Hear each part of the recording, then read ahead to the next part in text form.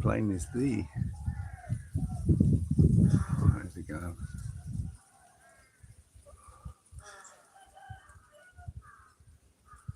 I can't see it. It's too high in the sky for a commercial liner, I think. I don't know. I just heard some other jets above. I can't see them now. This one's getting an escort from the military. There's more. Hello, eagle.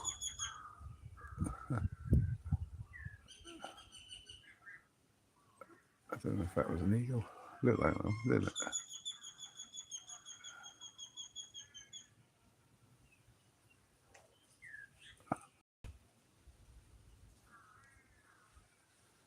It's all gone for a second here in Si-Keo.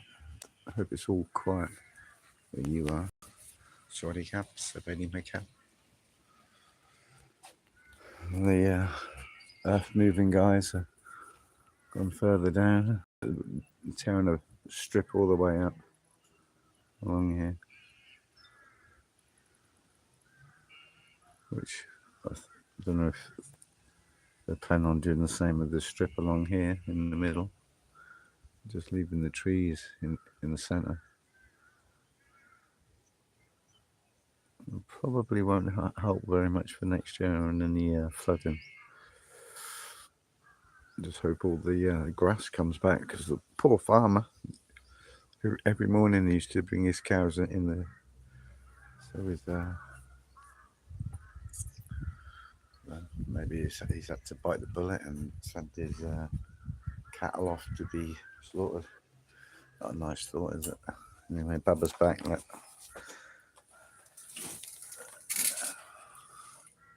Say hello, Bubba. Say sorry, cow. Sorry, yeah. Anyway.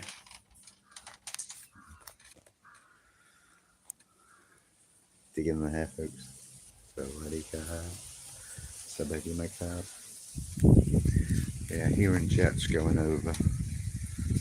Yeah, a little bit worrisome. You can hear another one now. Obviously, Ubon is not too far away, so obviously some of it will be planes taking off and coming over there. But hearing 3 jets in the last 3 minutes. That's not all commercial flying, that's for sure. I think that one we just saw was commercial. This one we're now hearing.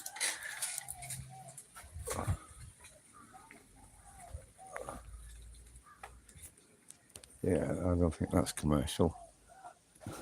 No, it's too small.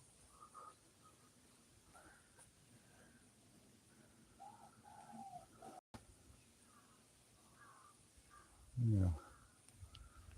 Activity in the skies above Si-Keo right now.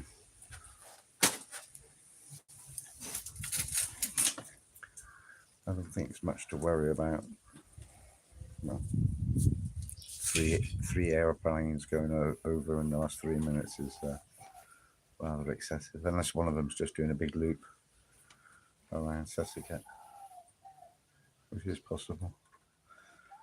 So it's the same one second, going around the second time, but potentially, I don't know. I could only hear it the first time, couldn't see it. And I think that second one I heard was the commercial flight coming in, and then the third one was maybe the same as the first one, just doing a big loop. As long as any bombs stay inside the airplane and don't start falling out of the sky, that's what I'm worried about. Whereabouts are you guys?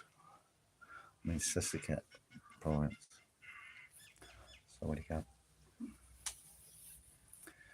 Yeah. A bit worrisome being back in the province, to be fair. Even though it's still a fair distance from the border, it's still a bit worrisome. So it's good to have company here. Bubba. Ain't you, Bubba? She's a fuss pot. I love animals, especially dogs. Dogs are very loyal.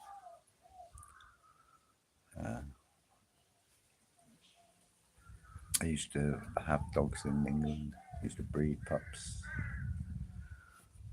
It's nice to give people a little bit of joy in life by hand them over a pup when it's ready.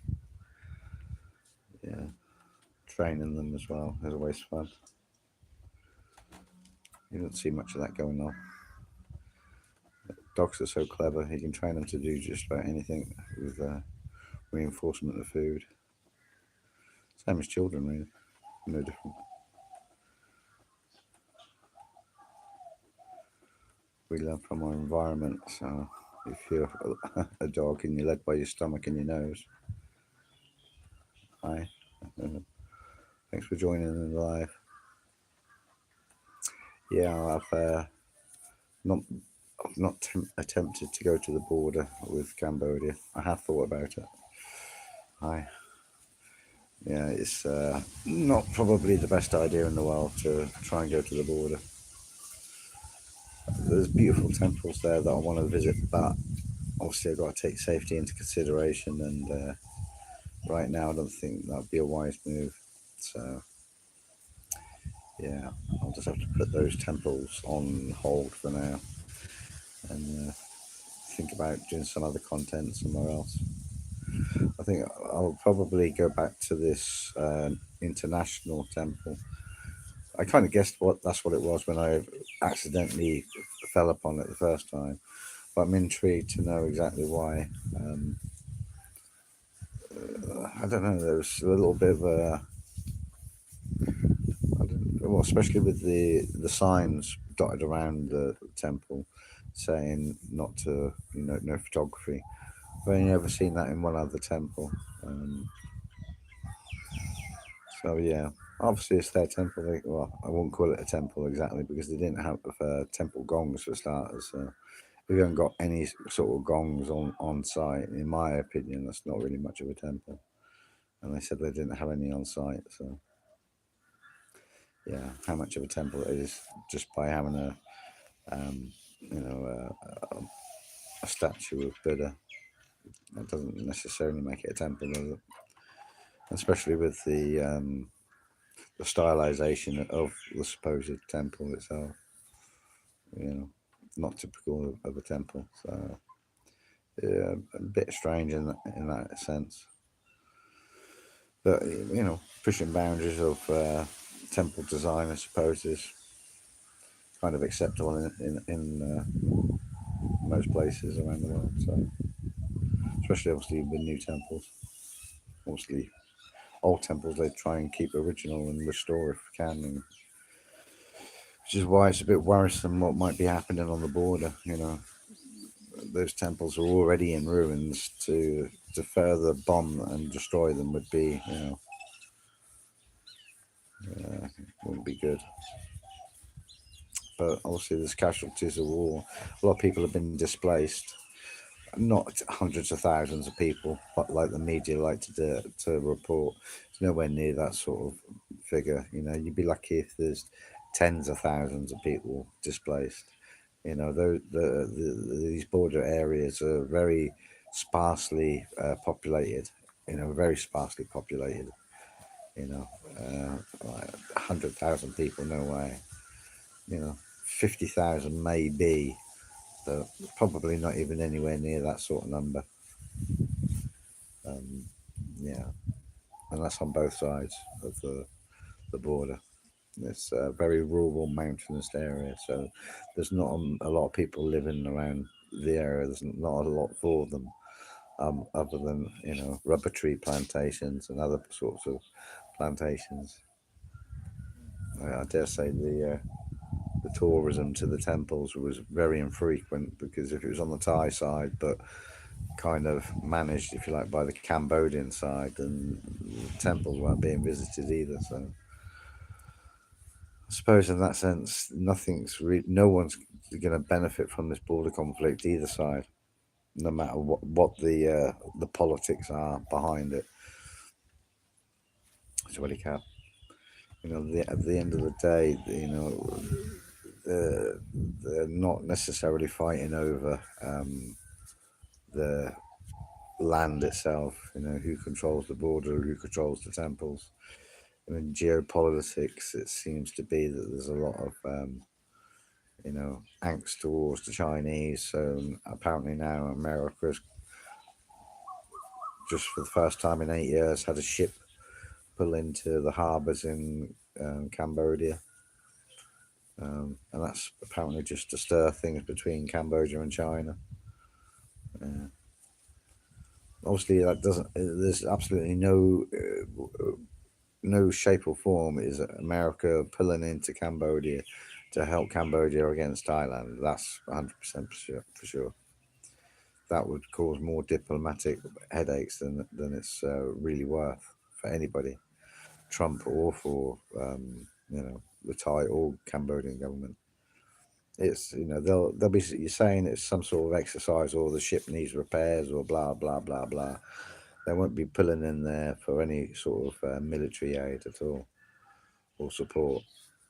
I can guarantee you that that would be the most stupidest thing for Trump to even entertain as a thought. Well, you know, who knows how these politicians think around the world and what they hope to gain by stirring things up between nations. I don't think Thailand is stupid enough to fall into any geopolitical rivalry between Trump and China.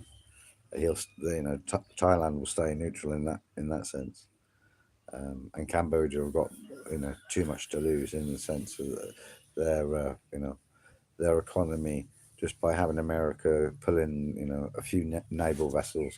That isn't going to improve their economy by any vast quantities at all. I want to say Trump is not having his military go into Cambodia, into their harbours for anything else other than to maybe cause conflict between these around these call centres in China, organised crime and this, that, and the other. Maybe the American people are a little bit fed up with falling for the scams, these love trap scams, what they call pig slaughtering or whatever they're called. People get hooked into thinking they're in some sort of relationship somewhere over the internet. Yeah, it's crazy what people do over the internet, but falling in love is, and then giving away your life savings or investing in something online that's not tangible, then yeah. That's why I like going to auctions. The thing that you're trying to purchase is right there in front of you, and then it just depends on how much somebody else is prepared to pay at the same time. Auctions are such a thrill; they're so addictive. Yeah, they're a form of gambling, I suppose, in that sense. It's just how much you're prepared to pay, or how much you're prepared to lose. But obviously, at an auction, you're thinking of you know reselling, so it's how much you're prepared to pay to still then sell and make a profit. So it's a little bit different. Depends on obviously what the reasons behind purchasing. Anyway, that's just something I like to do on a personal note, which I haven't done since been in Thailand. No auctions. I'm abstaining from looking at eBay and things like that, which I believe is not a very big thing in Asia. Buying and selling stuff is big business around the world. You can make money from it, but second-hand market doesn't seem to be a big thing, which is bizarre because you can make a lot of money from selling old tat. What is it they say? One man's trash is another man's treasure. You just got to find somebody who has a love for that treasure. It could be your tat, but it could be their treasure. Old car parts and things like that, truck parts. But anyway, the skies above Si-Keo have gone quiet now. Thankfully, the nerves will drop down. I hope. I'm just hearing three planes in quick succession, and like I said, I think one of those just did a big loop around Si-Keo maybe. And the other one was just a plane coming in to land in Newborn. So, yeah, thankfully nothing to report here. Still thinking about going to the border though. Probably won't bother even to record it though, that's the thing. Just do it on a personal level. Don't bother trying to, make any videos or anything, or even attempt to do a live or anything like that. Just literally go to the border. Get a gong, obviously, first. There's no point in going there for... I mean, doing that could be a waste of money in that sense. That I could... I wouldn't say a waste of money. It's not a waste of money in as much as I can always donate a gong to any temple. I might have in mind to go to the border and give away a gong, or donate a gong to the temple. It's if it falls flat on its face and the temple don't take the gong, well, I won't get close to the temple. That's the thing. You can guarantee the road leading into that area is closed off well before you get anywhere near the temple, probably 10, 15, 20 kilometers away. So I'll be stopped by army personnel, won't they? And even if I use Google Translate to convey the message that I'm wanting to take a gong to the temple, I'm certainly not helping matters by doing so, am I? I'm not, I'm not helping diplomatic talks between the two sides. It's probably, in some sense, it may highlight the situation, especially if it gets picked up by any or if the whoever I get stopped by decides to make some sort of social media themselves, which they may well do. Thais love, especially if you're around the police in any stage or any sort of community sort of event. There's always someone filming. They love filming just about everything that goes on. So to go to the border and then to be just turned away point blank without any kind of response. I'm sure I'd get a response, but it's probably one of, go away, you crazy Farang. What are you even trying to attempt to do by taking a gong to a temple that's banging in the middle of a conflict zone? They themselves probably won't want to escort me. Well, they'll just turn me away, won't they? It's plain and simple. The Thai authorities that are obviously cordoned off the area aren't going to let this crazy Farang. The temple itself is obviously off bounds, so there's clearly not going to be any visitors to the temple whatsoever. So the probabilities of me even getting close are fractional. But does that mean I should just not bother trying at all?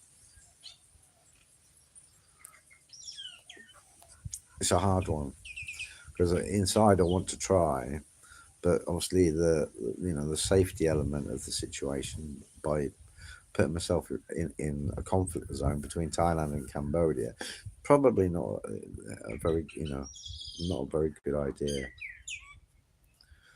What are your thoughts? Hi, thanks for joining. Yeah, I'm a little bit gone crazy. Orange, yeah, I love orange. It's a nice colour. Donald Trump, yeah, he's a bit orange. I can't imagine America sticking their nose into events in between Thailand and Cambodia too much. There's no need to. Doesn't serve them any purpose at all. They've got nothing to really gain, other than to have presence in the area. That's about the only thing that will benefit the Americans right now.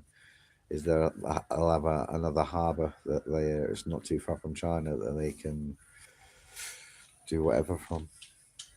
Yeah, they got no coming on to land is not probably not even something that they're even considering.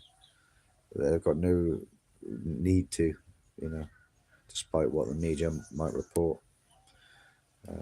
The American warship or whatever it is that's harbored off there, anchored off there, will stay anchored off there.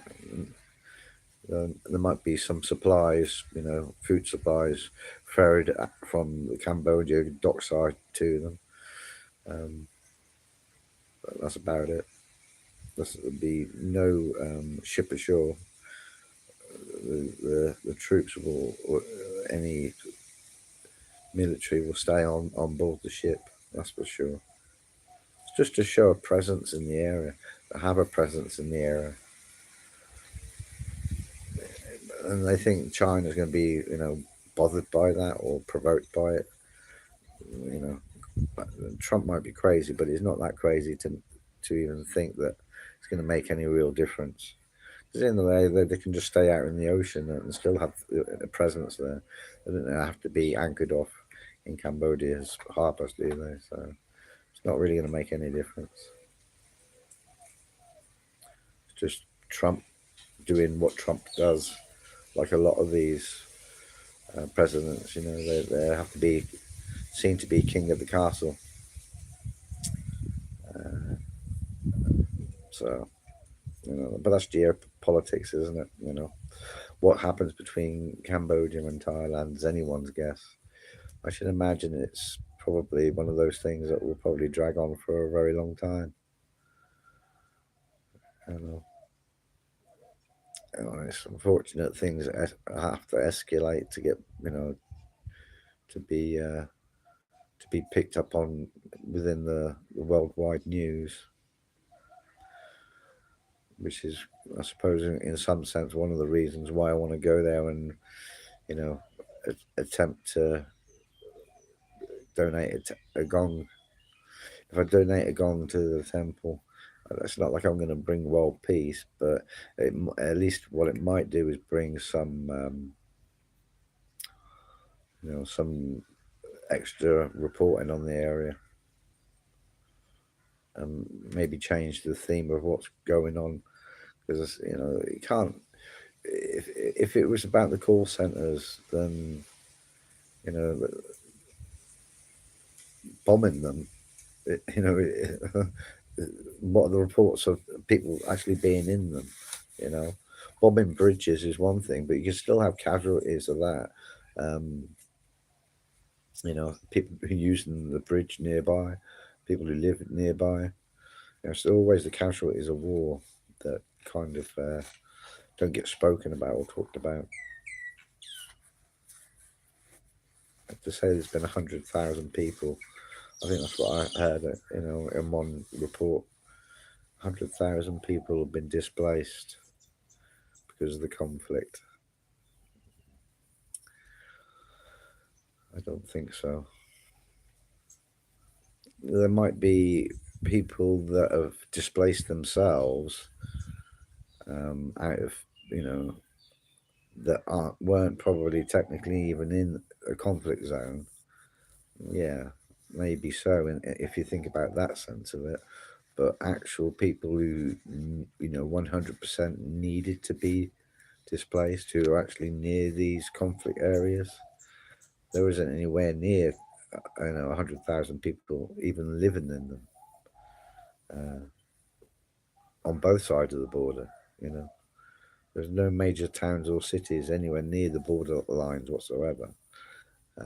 So I'd like to know where these 100,000 people all of a sudden pop out from. Obviously, if the targets aren't necessarily borderline targets, then yeah, the parameters um, of danger obviously widen, don't they? But like I've said from the offset, the Cambodia's got no.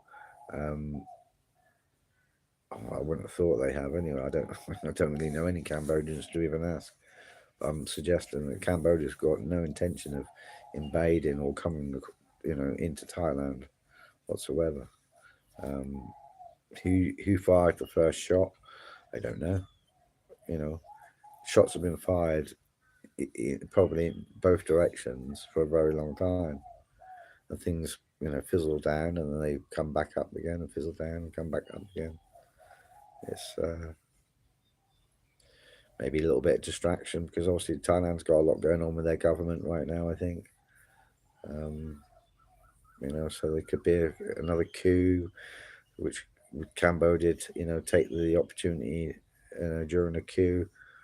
I think that might be a bit, silly on Cambodian side of things to think that's going to help them. Who knows? Crazy things happen in the world, don't they? You know, America and the rest of the world. This smoke and mirrors proxy war in Ukraine.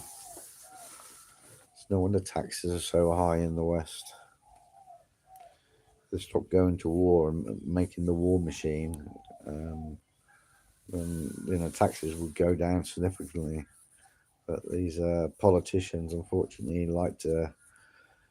And it's the same with the UN and things like that. They're all part of the same war machine in that sense. War pays; it's a big business, so there has to be some conflict somewhere in the world. It can't be just like, oh, let's have world peace. Let's all just get on with each other, you know. Let's stop fighting each other's countries and getting involved in the other people's countries, like what the US tries to do in these peace treaty talks. You know, they'll maybe entertain the discussion around the table, but Southeast Asian countries aren't really going to listen to the advice of the West. They've got their own ways of teachings, and just their mindset is completely different.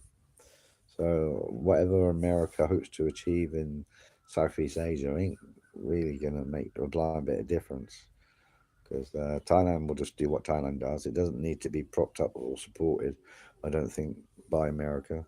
You know, if the American tourism stopped coming to America, um, they don't make up that large a proportion of visitors to make too much of a difference.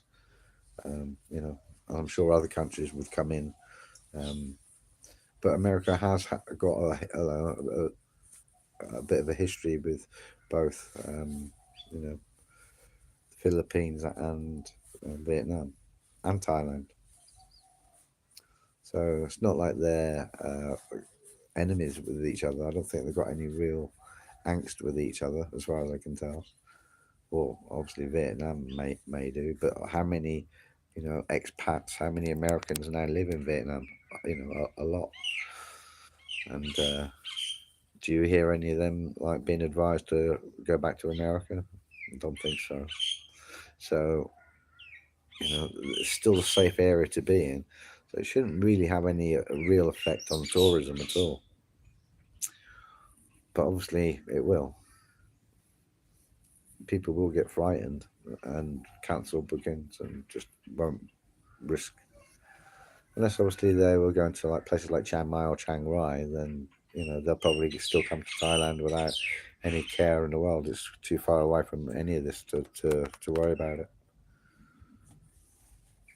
But making a vacation to Isan, to south northeast Thailand, no, probably not too many people really come to this, if you like, conflict area to worry about tourism being affected, because there just isn't any local tourism. Sure, obviously Thai people still take holidays, and Cambodian and Vietnamese and Lao people still, obviously the high Sao, the high society do. So obviously the tourism within their own, um, you know, own communities, own people, then that's obviously gonna take a hit. But these places generally, hotels and resorts, aren't overly busy anyway. Um, certainly not at full capacity at any time of the year. They'd be lucky if they're anywhere near half capacity at any point throughout the year. So, and like I've said in other videos, there isn't anything like that around the border areas. I've looked. There's no hotels, no resorts. Um, they're largely just agricultural, rural, and mountainous areas. So there isn't really a lot going on. and there's not really much going on with this live. Hi, are you here? No. It's nice when drops down to no viewers. That's maybe a sign that I'm making them too long. So anyway, if you have watched this live, which obviously then gets put up in the playlist as lives, maybe consider watching one of my gong videos, one of my temple content. You can look in the playlist. There's Lao temples and Thai temples. I didn't really visit any temples when, not in the sense that I have in Thailand or Laos, but yeah, I didn't really visit anything other than Angkor Wat, and that wasn't really, the same sort of temple as what I've based my content around and my gong playing. So yeah, it would be nice to go back to Cambodia and explore their temples.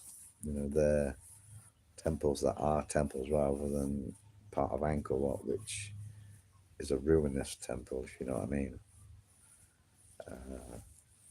So yeah, but only time will tell. I certainly probably should be taking my. You have to pardon the dad. Just had a motorbike in the field next door. Yeah, I probably won't take my motorbike with it being registered to Si-Keo. It's probably not a good idea. They'll probably think I'm military or something.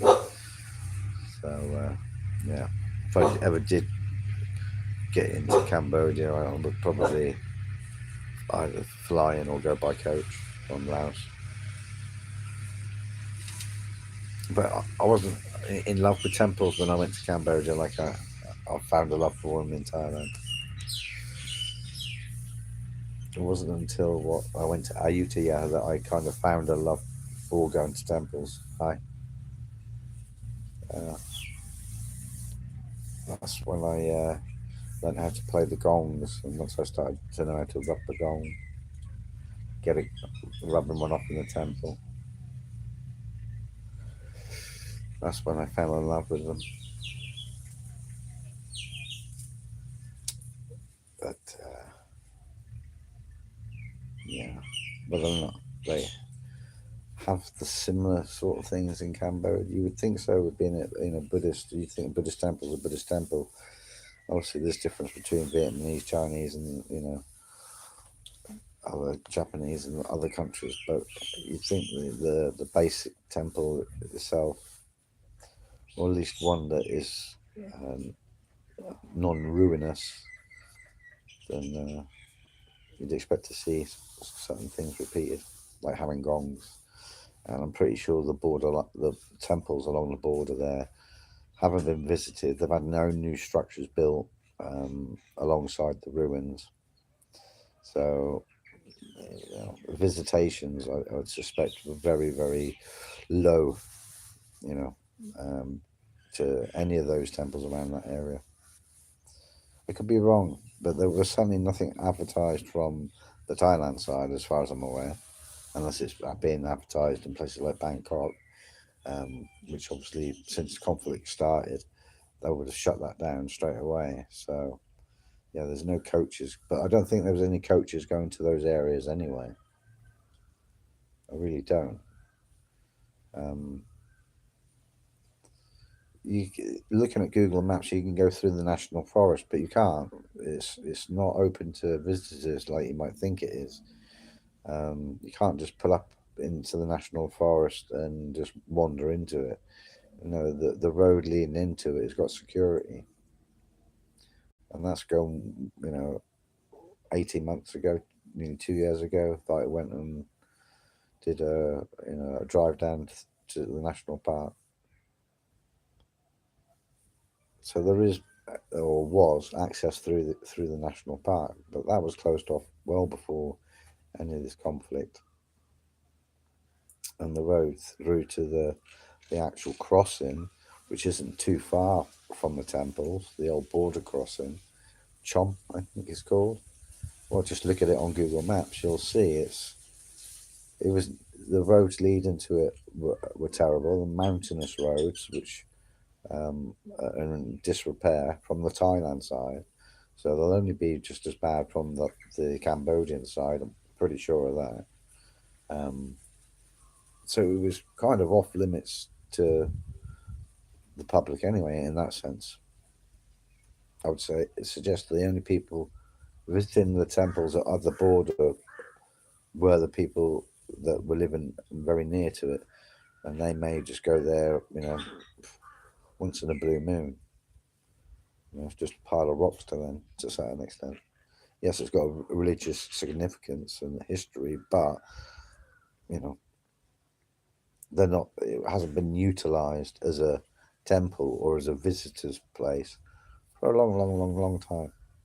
Which I suppose this was part of the reason why the conflicts started again, because they can have discussions about it and maybe come up with a plan, which the two sides haven't done. I don't think when the last time other countries got involved to kind of establish where the borderline was, Thailand kind of went, yeah, well, that's where you say it is, but we ain't kind of agreeing to it anyway. So it wasn't like a two-finger salute to the rest of the world. It was just like, well, no, okay, fair enough, that's what you think, but we've got our own thoughts. So it's never been decided over properly. And as I've said in previous conversations, temples are big business, or they can be big business if the infrastructure, leading to them is in place and things like that. And obviously, if they're not in conflict zones, these temples in these conflict zones between Thailand and Cambodia are not making anybody any money, right now. There'll be nobody visiting them. They're off limits, aren't they? So, yeah. I'll call it a day. Maybe watch some of the other videos in my playlist. Yeah, got my